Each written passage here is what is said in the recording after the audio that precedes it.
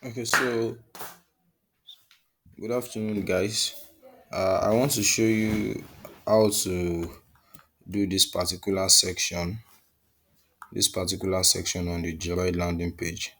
Right, I think a lot of people find this difficult, so I'm going to explain how you're going to create something closer to this, even though exact.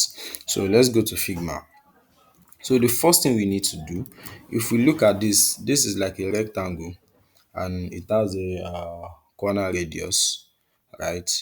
So what do we do if, because of these four circles that is being inscribed into the rectangle, we are not going to be using the normal rectangle, right? If you are going to create it, we will rather use frame, because frame allows us to put things, to embed elements inside it rather than rectangle, right? So instead of me using the normal rectangle to create the rectangle we want, I would rather use frame, right?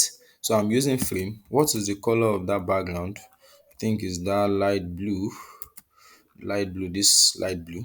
So what I'll do is I'll come to the fill and give it a fill, right? I'll edit it and use a color picker to pick this background. Is that okay?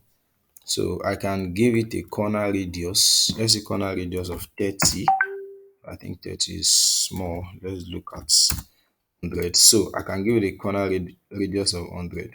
So how do I bring in these four circles? So let's do that. So I'll come to my circle tool. So I will create a perfect circle holding on the shift key, right? So if you look at this, it's having a fill. I want to remove the fill because the circle here is not having any fill. Rather, it is having a radius of this color. So I will remove the fill and I'll add a stroke. Oh, yeah, I add a stroke. What's the stroke color? I think is I think is this. Alright, so I'll increase the corner radius to, like, let's say 5. Is that okay? Because if you look at it, this is also thick. So the next thing I'll do is I want to reduce it a little bit. So I'm going to create duplicate of that circle. Let's say we need 4. We have one already. So I'm going to create another duplicate. Increase it using the shift and alt key. Holding on the shift and alt key in order to increase it all round. Do you get? That is the x and y axis. Because if I just hold on shift, it will only be increasing it this side, and if I hold on the alt key, it will do for both sides. Is that okay? So I want to create a duplicate of this also, and also do the same. Increase it, create another duplicate, and also increase it. Is that okay? So what I will do is I want to group all these four circles together. Can you see I've highlighted the four of them? Or another way, hold on this, hold on the shift key, click on this, hold on the shift key, click on this, hold on the shift key, click on this. Is that okay? So it's either you group it, or there's, look at this tool. We use this tool to merge elements. Do you get? So if I click on the union selection, that is, it has turned everything here to one thing. If I click on it, can you see that it's showing me the union? And if I double click, it will be showing me all the elements on my. So it's more like group. Instead of you using the group, you can use the union selection. So what I will now do is I will drag this, the whole element, because it has turned to one. Now I'll bring it in, or let me first reduce it. Is that okay? So I'll bring it close to somewhere here.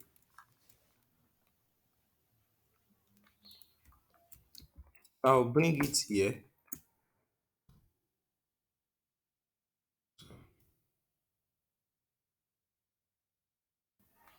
Where's the frame? Okay, so I'll bring it under the frame. I'll bring it around here. So let me bring it up a little bit. Can you see?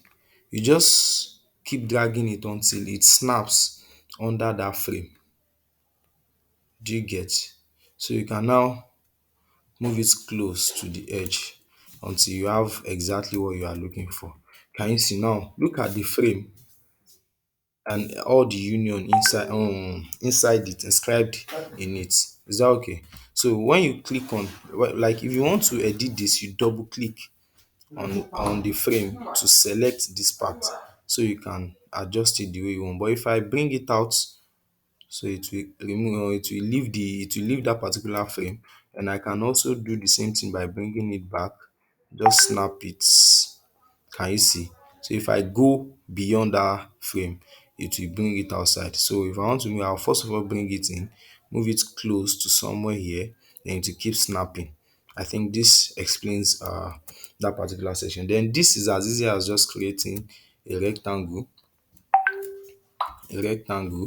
right? Give it a white color and add an effect of shadow. I think the shadow should be around 20. It should be 10. No, I think it's too deep because this is a smaller rectangle. So the transparency should be much lower, let's say around 5. You get so, and I'll type whatever thing I need to type. I think that explains that. Is that okay? So thank you so much.